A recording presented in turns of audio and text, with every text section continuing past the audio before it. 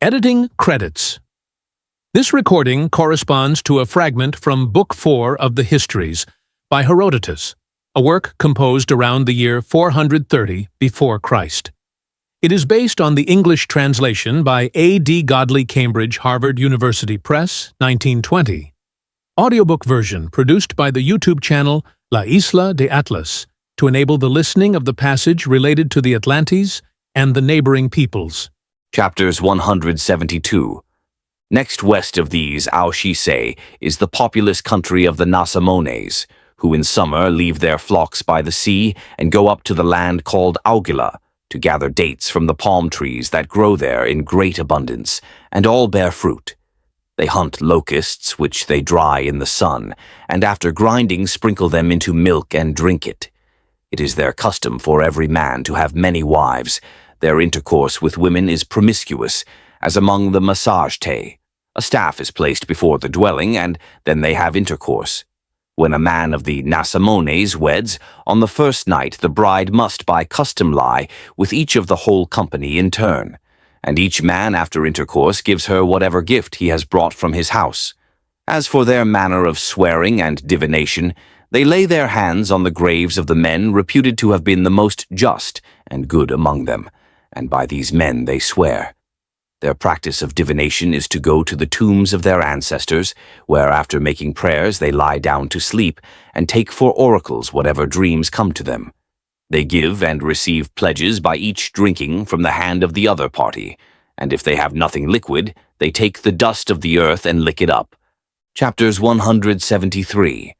On the borders of the Nasamones is the country of the Sili, who perished in this way. The force of the south wind dried up their water tanks, and all their country, lying in the region of the Syrtis, was waterless. After deliberating together, they marched south. I tell the story as it is told by the Libyans. And when they came into the sandy desert, a strong south wind buried them. So they perished utterly, and the Nasamones have their country. Chapters 174. Inland of these to the south, the Garamantes live in wild beast country. They shun the sight and fellowship of men, and have no weapons of war, nor know how to defend themselves. Chapters 175. These live inland of the Nasamones. The neighboring seaboard to the west is the country of the Makai, who shave their hair to a crest, leaving that on the top of their heads to grow and shaving clean off what is on either side. In war they carry shields made of ostrich skins. The Sinips River empties into their sea through their country from a hill called the Hill of the Graces. This hill is thickly wooded, while the rest of Libya, of which I have spoken, is bare of trees. It is 25 miles from the sea. Chapters 176. Next to these Makai are the Gindanes, where every woman wears many leather anklets, because, so it is said, she puts on an anklet for every man with whom she has had intercourse, and she who wears the most is reputed to be the best, because she has been loved by the most men.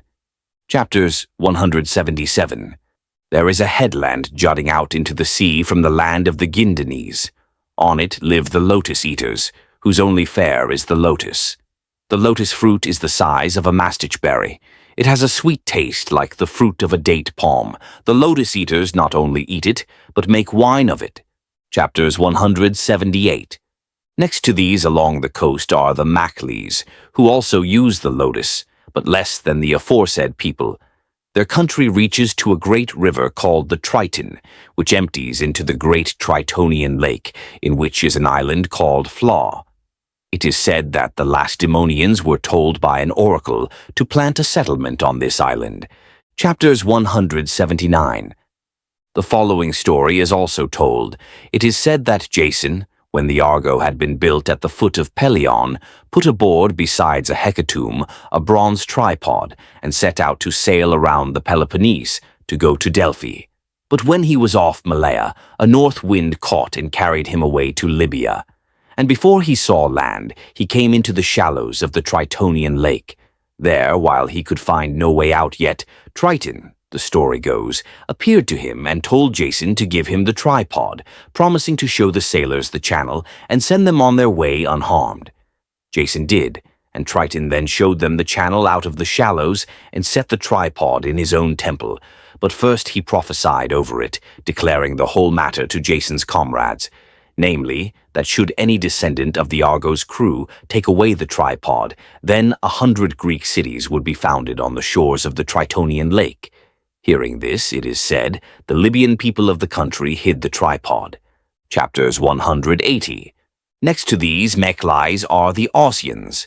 These and the Mechlais, separated by the Triton, live on the shores of the Tritonian lake. The Mechlais wear their hair long behind, the Ausians in front. They celebrate a yearly festival of Athena, where their maidens are separated into 2 bands and fight each other with stones and sticks. Thus, they say, honoring in the way of their ancestors, that native goddess whom we call Athena. Maidens who die of their wounds are called false virgins. Before the girls are set fighting, the whole people choose the fairest maid, and arm her with a Corinthian helmet and Greek panoply, to be then mounted on a chariot and drawn all along the lake shore. With what armor they equipped their maidens before Greeks came to live near them, I cannot say, but I suppose the armor was Egyptian, for I maintain that the Greeks took their shield and helmet from Egypt. As for Athena, they say that she was daughter of Poseidon and the Tritonian lake, and that, being for some reason angry at her father, she gave herself to Zeus, who made her his own daughter. Such is their tale. The intercourse of men and women there is promiscuous. They do not cohabit, but have intercourse like cattle. When a woman's child is well grown, the men assemble within 3 months, and the child is adjudged to be that man's whom it is most like. Chapters 181.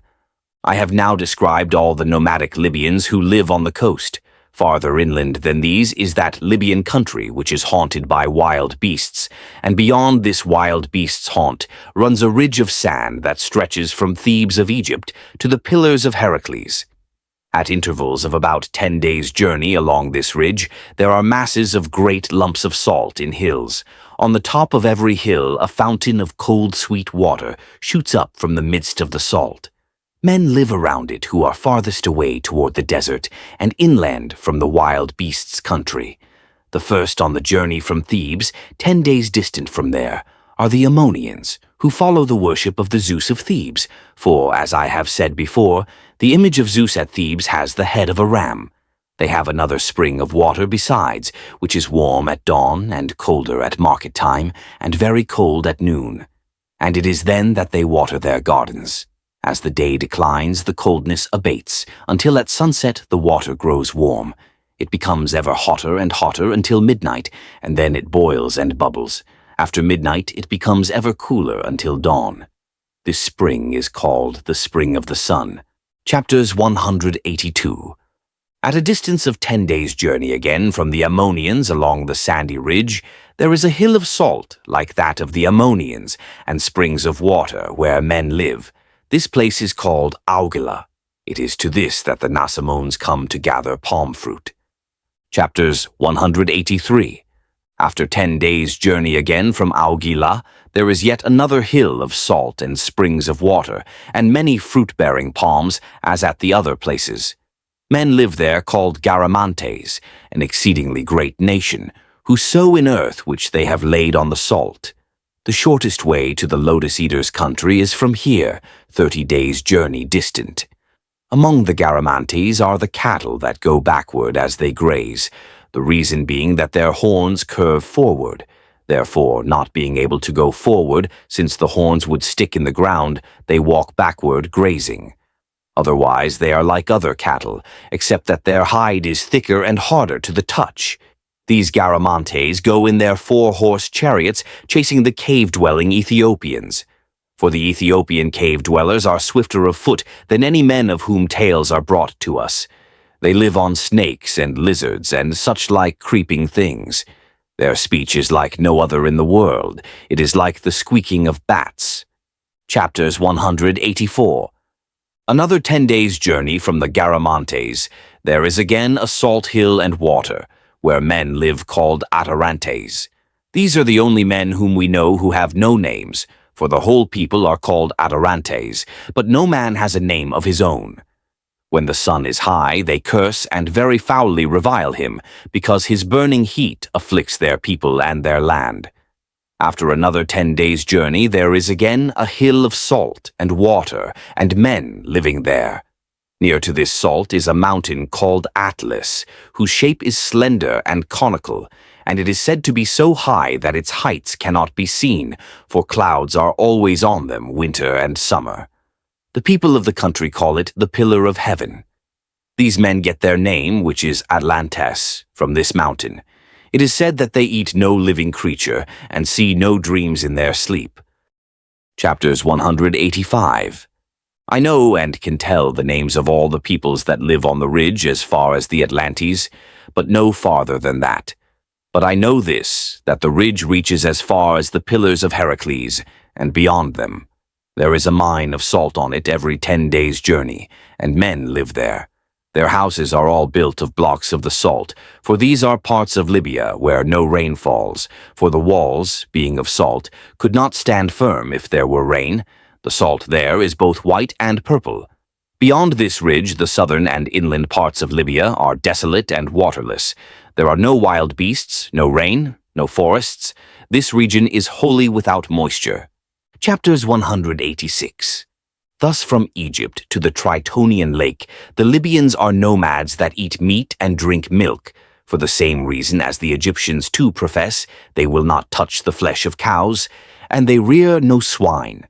The women of Cyrene too consider it wrong to eat cow's flesh because of the Isis of Egypt, and they even honor her with fasts and festivals, and the Barcaean women refuse to eat swine too, as well as cows. Chapters 187.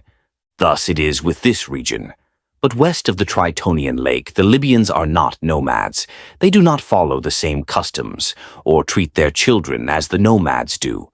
For the practice of many Libyan nomads is to take their children when 4 years old, and to burn the veins of their scalps, or sometimes of their temples, with grease of sheep's wool, so that the children may never afterward be afflicted by phlegm draining from the head. They say that this makes their children quite healthy. In fact, the Libyans are the healthiest of all men whom we know. Whether it is because of this practice, I cannot say absolutely, but they certainly are healthy. When the children smart from the pain of the burning, the Libyans have found a remedy. They soothe them by applications of goat's urine. This is what the Libyans themselves say. Chapters 188.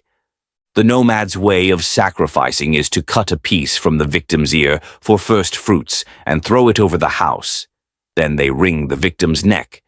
They sacrifice to no gods except the sun and moon. That is, this is the practice of the whole nation. But the dwellers by the Tritonian lake sacrifice to Athena chiefly, and next to Triton and Poseidon. Chapters 189. It would seem that the robe and aegis of the images of Athena were copied by the Greeks from the Libyan women, for except that Libyan women dress in leather, and that the tassels of their goatskin cloaks are not snakes but thongs of hide. In everything else their equipment is the same, and in fact the very name betrays that the attire of the statues of Pallas has come from Libya. For Libyan women wear the hairless tasseled aegea over their dress, colored with madder, and the Greeks have changed the name of these aegei into their aegids. Furthermore, in my opinion, the ceremonial chant too first originated in Libya, for the women of that country chant very tunefully, and it is from the Libyans that the Greeks have learned to drive 4-horse chariots. The interesting thing about the passage we've just heard is that the legend of Atlantis was described by Plato in 360 BC. That is, Herodotus wrote about the Atlanteans and Mount Atlas 80 years before Plato. Although Herodotus does not directly mention Atlantis, his account of the Atlanteans and Mount Atlas provides a clear foundation for locating it. The identification of Atlas with Emi Koussi is a serious geographical hypothesis, based on philological analyses and historical roots, not mere speculation. If you value this kind of content and would like to support the creation of more videos like this, please consider subscribing to the channel and contributing on Patreon. Your support is essential for us to continue exploring the mysteries of history with rigor and depth. Thank you for joining us. And until there is no darkness.